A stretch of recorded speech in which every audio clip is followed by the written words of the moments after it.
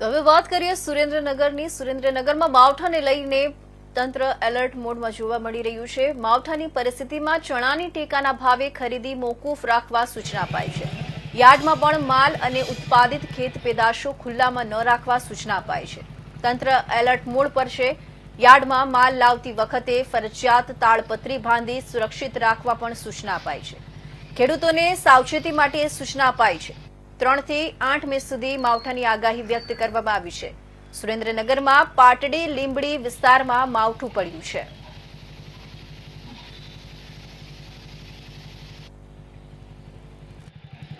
બજાર સમિતિ વઢવાડના સેક્રેટરી રાજુભાઈ ત્રિવેદી બજાર સમિતિમાં નિયંત્રણ ધનશ્રી શાકભાજીની આવક ચાલુ છે। હાલ સરકારશ્રી દ્વારા જે 5 તારીખથી હવામાન વિભાગે આગાહી કરી છે વરસાદની, તે તાકીદે અમોએ અમારા ખેડૂત તેમજ વેપારી મિત્રોને પોતાનો માલ સુરક્ષિત રાખવા માટે ઓક્શન શેડમાં માલ ઉતારો, ખેડૂત દ્વારા માલ લાવવામાં એપીએમસીમાં આવે તેને સુરત ઢાંકીને તાળપત્રી ઢાંકીને બજાર સમિતિમાં લાવો એવી અમે સૂચના આપવામાં આવેલ છે।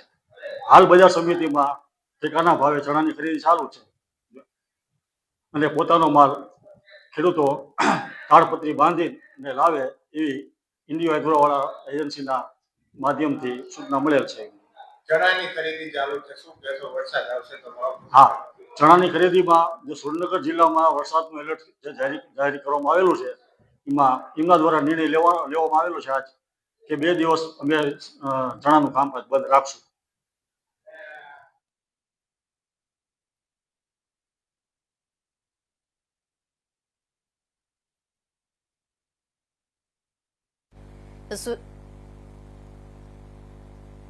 તો સુરેન્દ્રનગરમાં માવઠાને લઈને તંત્ર એલર્ટમાં જોવા મળી રહ્યું છે। ત્યારે માવઠાની પરિસ્થિતિમાં ચણાની ટેકાના ભાવે ખરીદી મોકૂફ રાખવા માટે સૂચના અપાઈ છે। ત્યારે યાર્ડમાં પણ માલ અને ઉત્પાદિત ખેત પેદાશો ખુલ્લામાં ન રાખવા માટે સૂચના અપાઈ છે।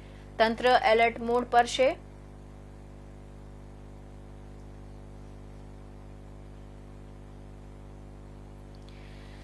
સુરેન્દ્રનગરમાં માવઠાની આગાહી સાથે તંત્ર એલર્ટ મોડ પર છે। ખેડૂતોને નુકસાન ન થાય તે માટે ખાસ સૂચનાઓ આપવામાં આવી છે।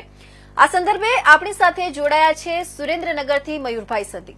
તો ચાલો સીધા જ સંપર્ક કરીએ મયુર સાથે અને જાણીએ વધુ વિગતો।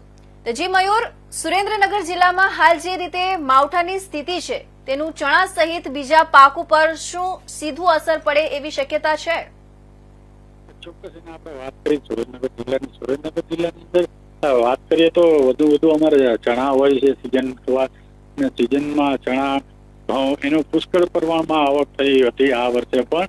અને લોકોને પણ જયારે સરકાર દ્વારા તંત્ર દ્વારા જયારે જાણ કરવામાં આવી કે આવનારા દિવસોમાં 11 તારીખ સુધી વરસાદનો જે માહોલ બનવાનો છે, જ્યારે એના કારણે તંત્ર આયેલ ધ્યાનમાં રાખીને જે અધિકારીઓ છે એ તાત્કાલિક લઈ અને એને અમલવારી કરાવી અને જે શેડ મોટા બનાવવામાં આવ્યા છે, જે કઈ કોઈ ખેડૂતનો કે કોઈ વેપારીનો માલ પડ્યો હોય તો તેને ત્યાં રાખવો, તેમજ એને ઢાંકીને રાખવો કે વરસાદ આવે કે કોઈ પણ તકલીફ પડે તો એ માલ બગડે નહીં એવી ખાસ જે પહેલેથી જે કામ કરવામાં આવ્યું એમાં ખેડૂતને પણ ફાયદો થયો છે। જી, તો આ તંત્ર દ્વારા જે યાર્ડમાં માલને સુરક્ષિત રાખવા અને તાળપત્રી ફરજિયાત કરવા જે સૂચનાઓ આપી છે તે કેટલી અસરકારક રીતે અમલમાં આવી રહી છે? અને ચોક્કસ આપણે વાત કરી કે જયારે ગઈકાલની કરીએ તો સુરેન્દ્રનગર જિલ્લાનું પાટડી તાલુકાનું છેલ્લું ગામ ત્યાં પણ વરસાદ થયો હતો, ત્યાં લોકોનો પણ માલ આવ્યો હતો। જ્યાં તંત્રને હાલ અત્યારે જે આવી છાપતું કરી અને જે સ્ટાફના તેમજ વાડીના વાળા કે જે માલ વાળા હોય જેનો માલ જે આવ્યો હોય ગામડામાંથી ડુંગળી હોય કે ઘઉં હોય કે ચણા હોય એને વ્યવસ્થિત રીતે શેડ નીચે રાખી અથવા તો તાત્કાલિક તાલપત્રીઓ લાવી અને સુરક્ષિત કરવાનો બહુ સારી એવી બાબત કહેવાય કે તંત્ર દ્વારા તાબડતોબ આપણે સુરેન્દ્રનગર જિલ્લામાં કરવામાં આવ્યું છે। જી,